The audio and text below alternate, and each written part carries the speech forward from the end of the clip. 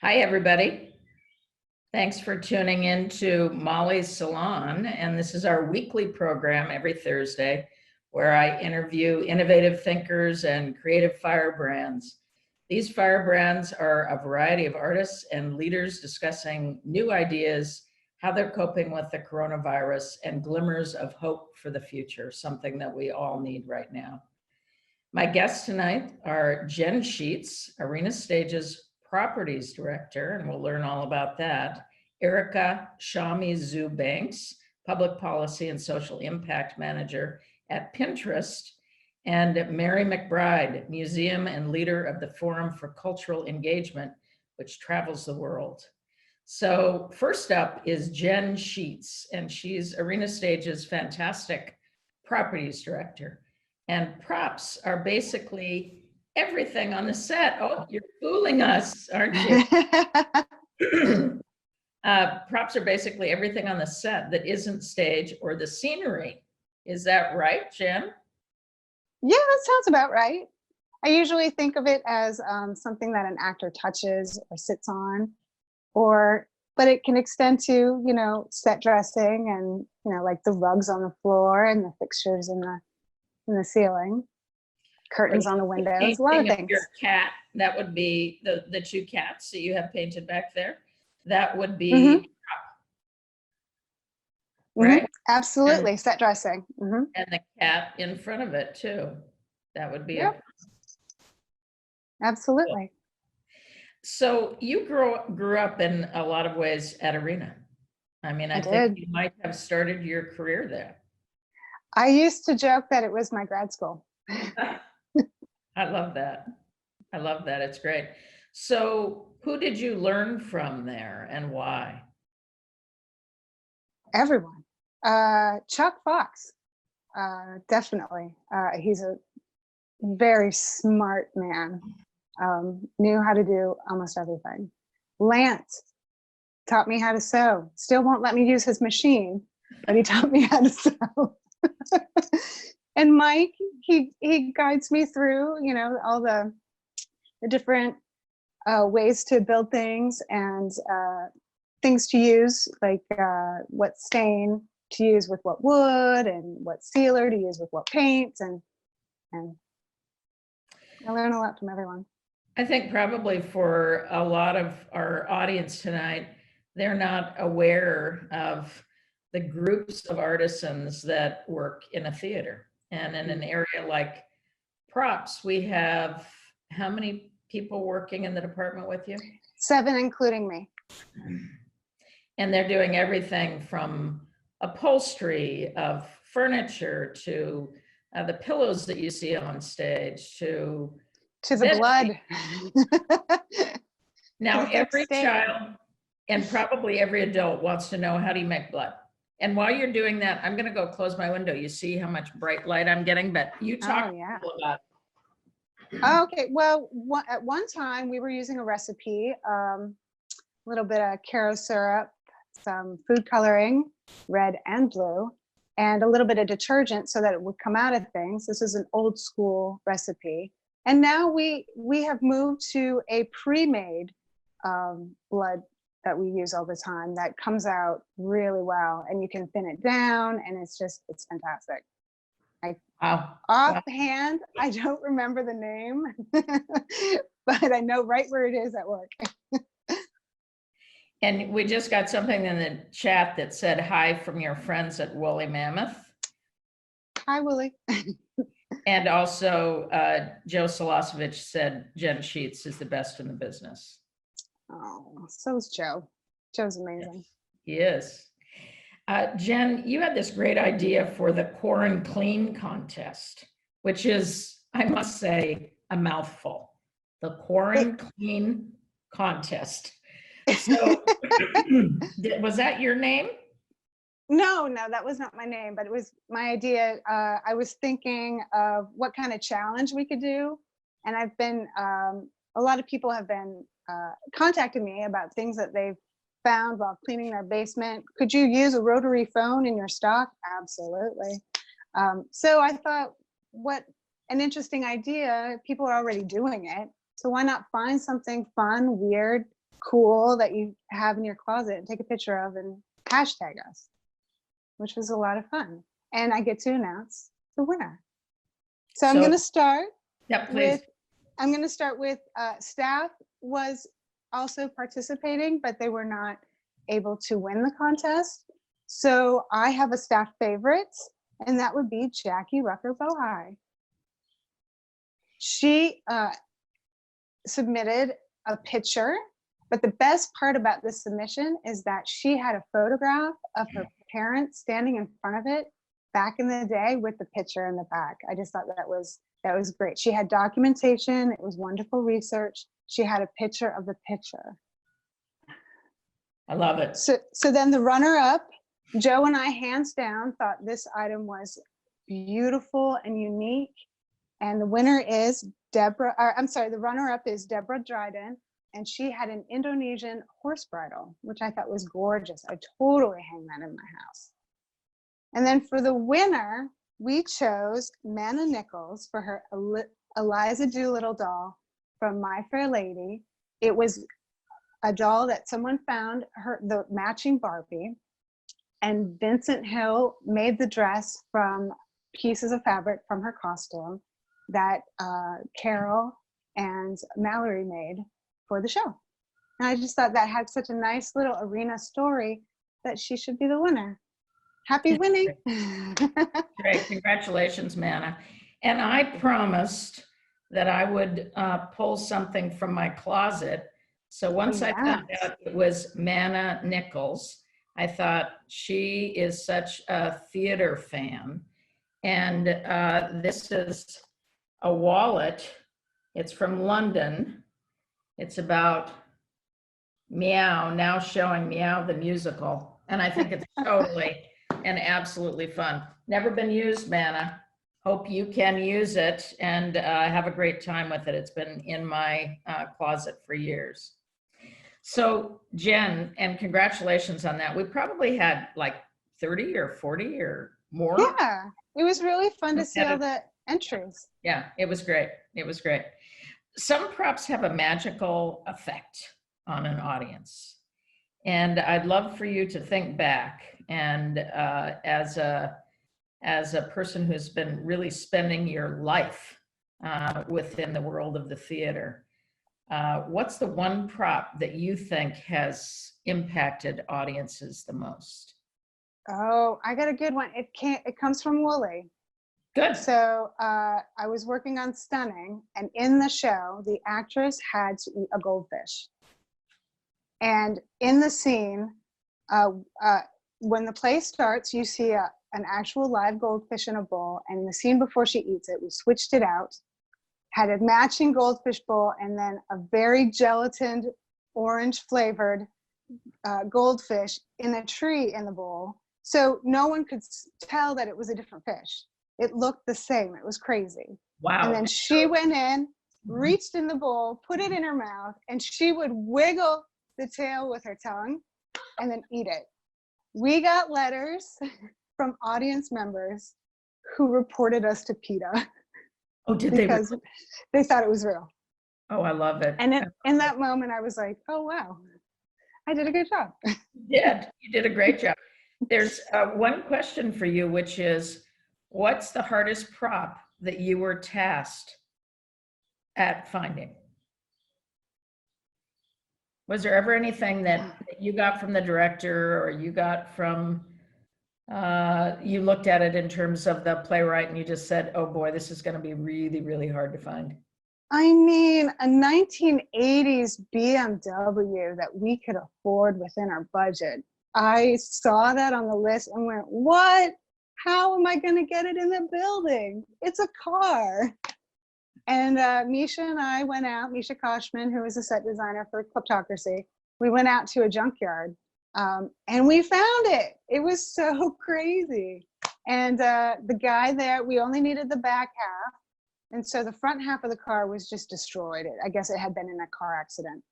And he cut the car in half for us and towed it on down. And it was cheaper than I ever thought it would be.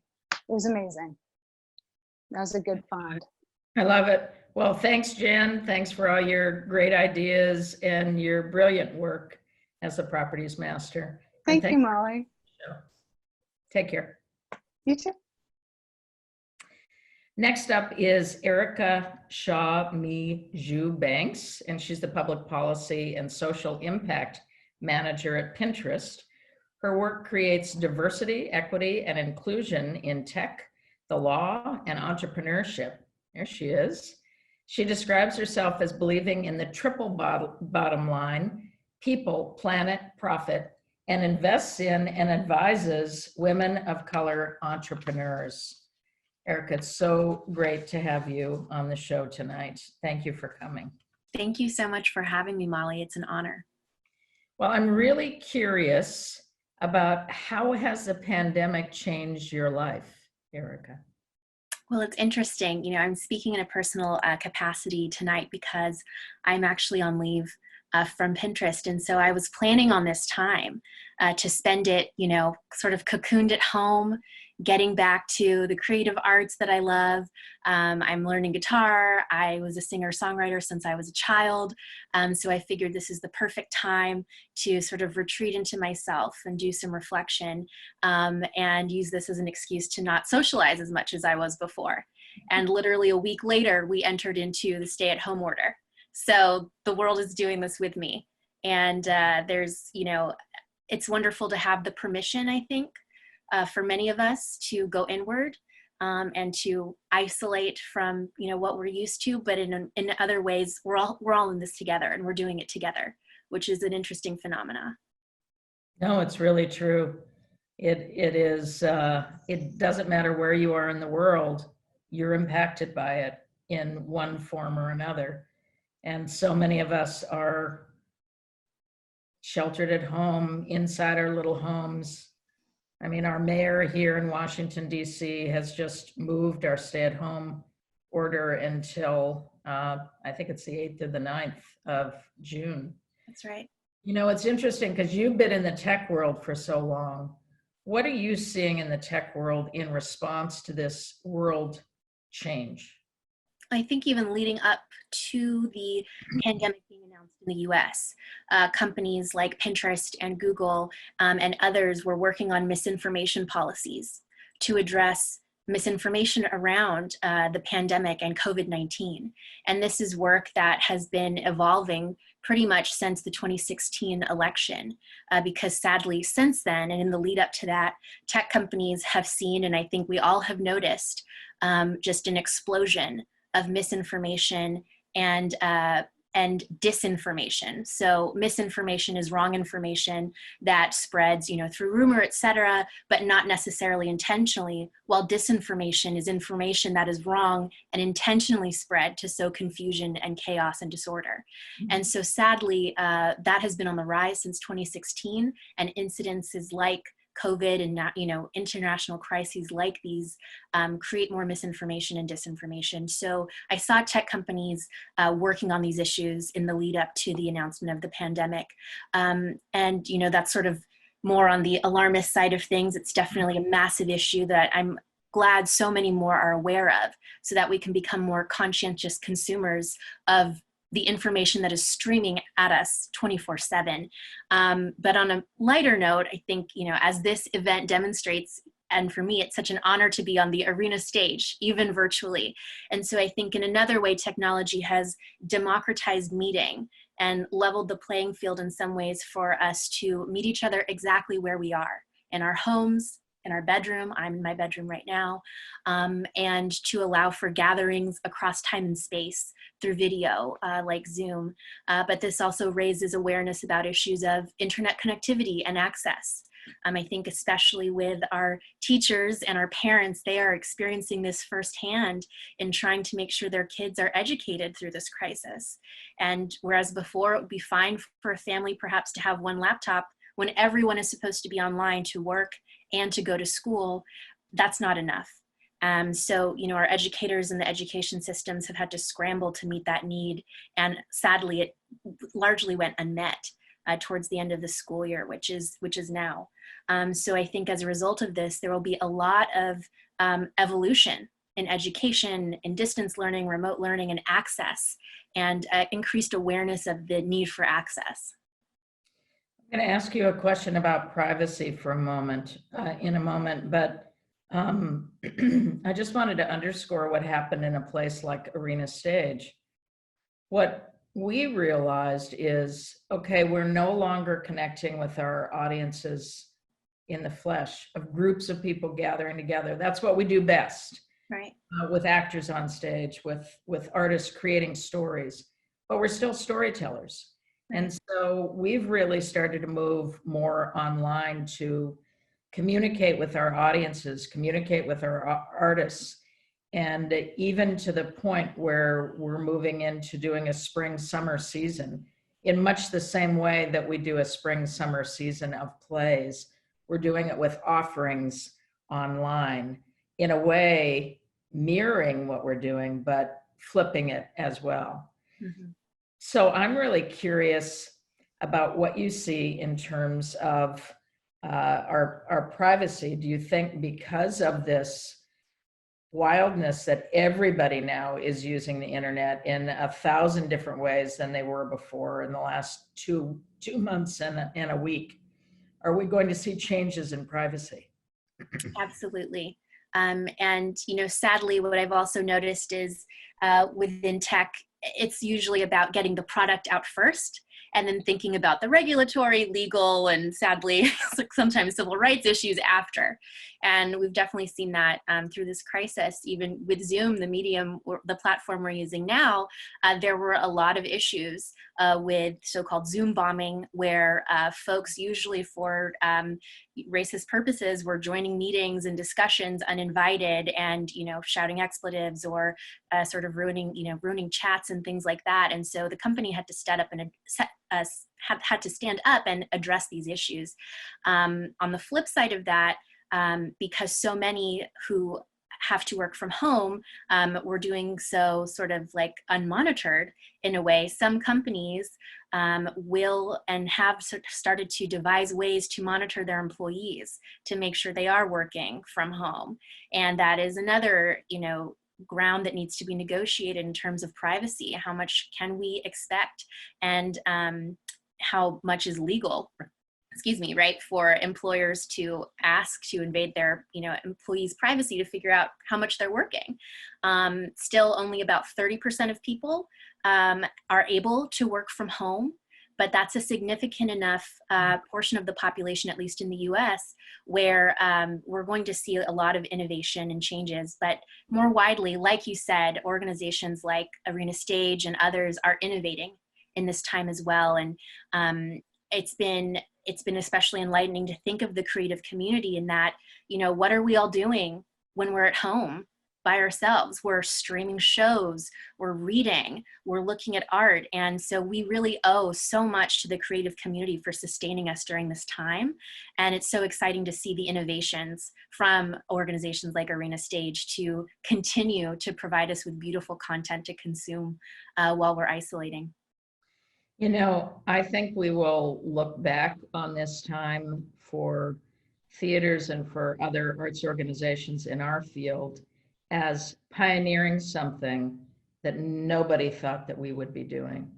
And I think we'll look back on it in a moment of wonder, because in a way, we're rehearsing in full view of the audience. Because as you see people trying to use the different mechanisms that are available, whether it's doing Zoom shows, whether it is rehearsing on Zoom, whether it is doing more and more programming on the internet, artists are always going to create. They're always going to build stories. They're always going to make something else, and that's what's happening now. I have time for one last question, because you have a background in environmental sciences. And are you seeing a lot of connections between the pandemic and climate change? Absolutely. If we look at the sort of cause, perhaps, of what scientists think the cause of the virus is, you know, that is due to interaction with wild animals. And how does that happen? Well, when we as humans increasingly encroach on animals in their native habitat, interactions and sadly transfer of viruses like these will increase.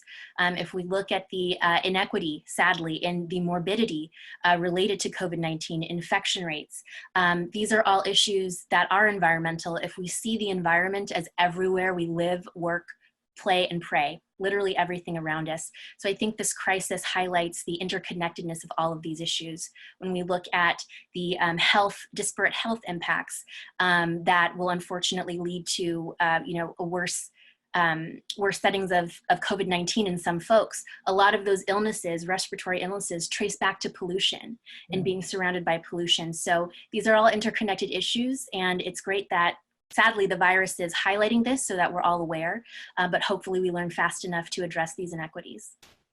Well, thank you so much, Aerica. And there's only 1 degree of separation between us. Today, when Aerica and I were talking, she said one of her good friends from college is Tess Cannon, and Tess Cannon is the daughter of 2 great friends from Alaska. So, and Tess, I just see, she says, hello, I'm here. Hi, So Tess. thank you so much, Aerica, for coming on. We really appreciate your words of wisdom. Thank you. Thank you so much for having me. Thank you.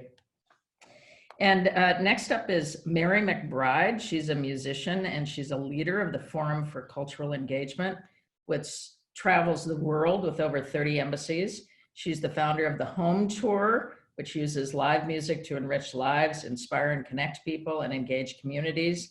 She received significant acclaim for her performance of No One's Gonna Love You Like Me on screen and on the soundtrack of the Academy Award-winning film Brokeback Mountain. So welcome, Mary. It's so good to see you. So good to see you, Molly. You know, you have been a wildcat in places like Russia. I mean, you take your band and you perform all over. The fact that you're connected to 30 embassies is astounding to me.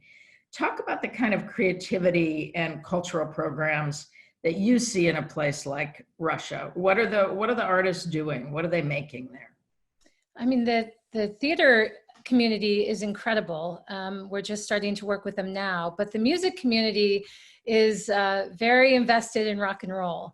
And so I think if you say, you know, we're going to do a rock and roll show, they show up and they respond in a way that is so exciting and so over the top that it's a place I keep going back to. I've toured in Russia 5 times, and I was actually about to go to Russia for the 6th time right before the pandemic hit. So that tour was canceled, but hopefully we'll be able to go back soon. Because you bring your rock and roll band with you when you go, right? We And do. didn't you also bring a group of women that did, was it double Dutch? We did. We brought a group from Washington, D.C., the D.C. Retro Jumpers, and we were trying to illustrate sort of the highlights of American culture. And double Dutch is something I grew up doing. And this group, I thought, you know, we'll bring double Dutch to Red Square and see how it goes. And that to me felt like one of our greatest successes, is having people do double Dutch and having all of these Russians ask for what it was and have an explanation of American street culture. Right. Now you're a composer, Mary. Is there anything that you are working on now, or are you going back to music that you knew before? You come from a very musical family, and Yeah. I I do. I mean, I'm fortunate. You know, I grew up singing at the dinner table. My grandfather was a piano player. My mother sang, my father sang, my 42 cousins sang. So it was really a part of my day-to-day life. But I've been on the road really for the last 10 years. And so the pandemic has really given me an opportunity to pause and to write. Every day I think, oh, I wish I had more time to work on songs. And so now I'm working on a new piece, which will probably be more of a song cycle than a record. But I'm excited about it. It's really about memory, and it's based on a series of photos of my mother and her sisters and her family. And so that's what I'm working on now. And I'm looking forward to continuing that. I think that that's something that will probably come out of this pandemic. When we look back on it, is we'll see that this moment of introspection has taken us all as human beings more deeply into ourselves. And perhaps that's going to be very true of artists. I know a number of writers who can't write right now. Mm. Can't, they're just saying, I have nothing to write. I can't write. And so I think it's great that you're thinking musically. You come from a really strong matriarch. I come from a really strong matriarch. We both had mothers who really spoke their minds. Would you tell us a little bit about your mom? Yeah, my mother, Ann McBride, was an activist and leader. She was the president of Common Cause, and she ran an incredible conservation program called Photo Voices International in China and then in Indonesia.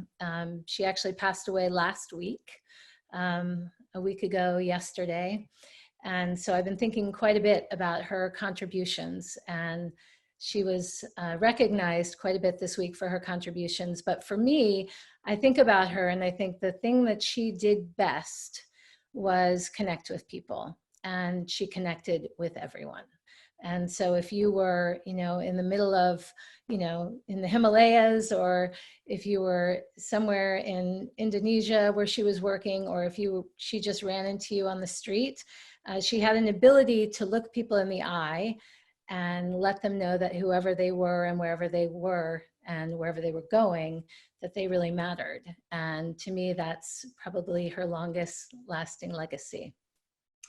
Well, your mom was a real force of nature. I loved getting to know her a little bit. Mm. And she created you, and you're a force of nature. Well, she loved Arena Stage. You know, she moved to Washington 3 years ago, and she saw every single show at Arena Stage. So I feel like that must be a record. She was proud of that too. I think that's great. I think that's great. You said you might do a little impersonation. Are you still going to try that? Oh, well, this is hilarious. So my mother was, I mean, it was all horrible and so deeply sad, but she had just the best sense of humor ever.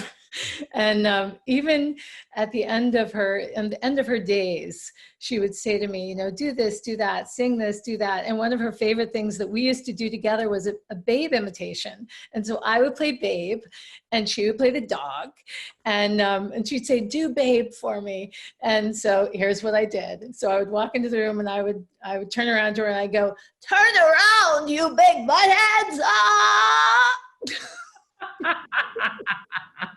And she would play the dog and she'd say, oh, babe. And she would calm me down. And so it was, you know, the best thing about the end with her was that she laughed until the end and she sang until the end. And I, you know, I was talking to somebody earlier today about the power of music, and it's a cliche because it's real, but music is magic. And I watched her and I listened to her. And I realized even after she had lost all of her other cognitive ability, she could remember lyrics, she could remember melody. And at the end, music was what remained. It's beautiful, Mary. It's beautiful. Well, she was an incredible woman. So thank you for speaking about her. Yeah. And Mary, we're working on a project with you now called Flash Acts. Yeah. I would love it if you just give us a couple highlights from it, because Sure. I think I'd be really interested. Well, I love how the origin of it was you and I taking a walk and talking about what we could do. And I mean, there are a lot of people doing really interesting short form works, but I was thinking about the fact, and Aerica talked a lot about this, that people are having the same experience all over the world. And what can we do to globally connect people? And Arena, and I was thinking about people we could bring together in Arena, because you're like the amazing, you know, theater that has all of these amazing American writers. And was thinking about the Georgetown University Lab for Global Performance and other people. And I thought, let's bring Georgetown together, let's bring Arena together, my organization, the Forum for Cultural Engagement, and let's partner with a couple of organizations in Russia. So we've partnered with the Lubimovka Playwriting Festival in Moscow and the Center for Modern Drama in Yekaterinburg.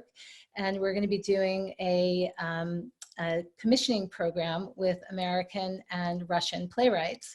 And I'm not going to say who they are yet, but we just today confirmed 10 incredible American playwrights who are going to be working on this project.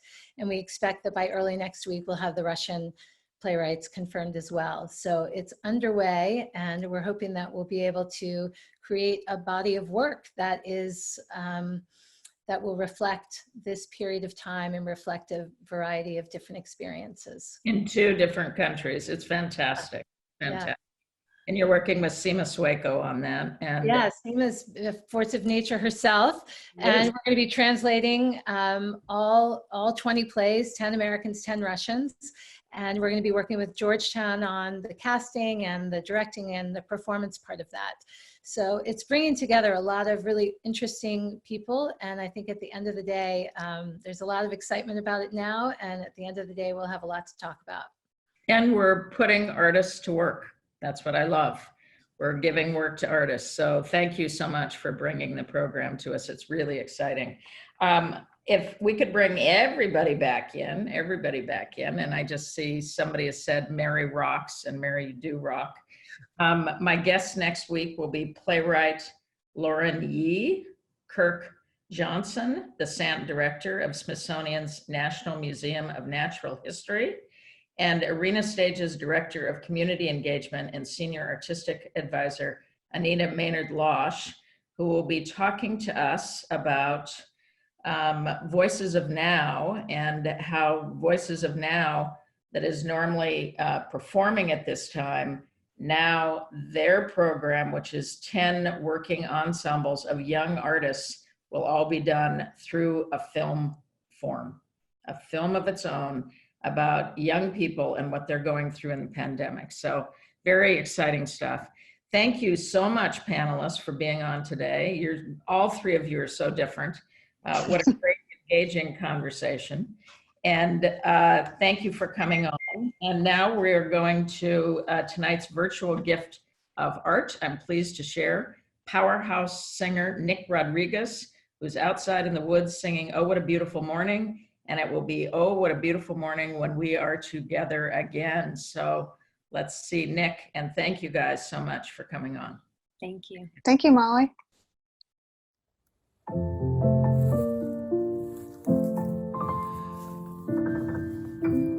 There's a bright golden haze on the meadow. There's a bright golden haze on the meadow. The corn is as high as an elephant's eye, and it looks like it's climbing clear up to the sky. Oh, what a beautiful morning. Oh, what a beautiful day. I've got a beautiful feeling. Everything is going my way.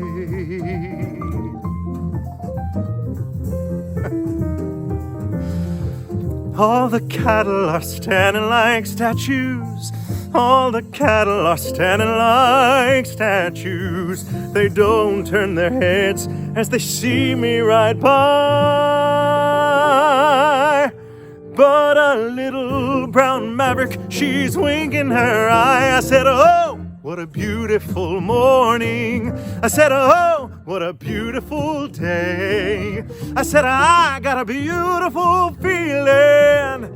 Everything is going my way.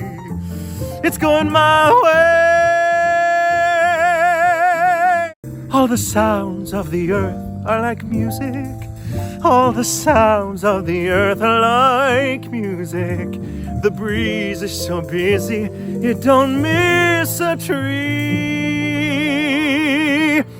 But an old weeping willow, she's laughing at me. I said, oh, what a beautiful morning. I said, oh, what a beautiful day. I said, I got a beautiful feeling.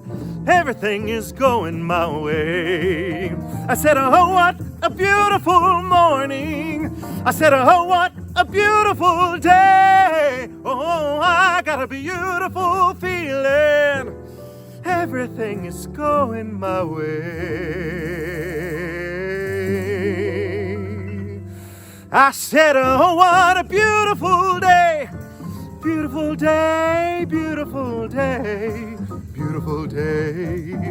It's heading my way. this beautiful day. It's only just out of reach, down a block on a beach, but it's heading my way. Beautiful day. It's a beautiful